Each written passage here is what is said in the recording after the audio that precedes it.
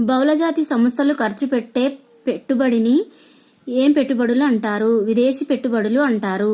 బహుళజాతి కంపెనీలు ఆయా దేశాల స్థానిక కంపెనీలు కలిసి ఉత్పత్తిని చేపడితే వాటిని జాయింట్ వెంచర్లు అంటారు. వాణిజ్య ప్రయోజనాల కోసం భారతదేశానికి వచ్చినది పైవన్నీ: Ford company, English east India company, French east India company. 1991 నుండి దీర్ఘకాల ప్రభావం చూపించేలా భారతదేశ విధానాలలో మార్పులు చేశారు.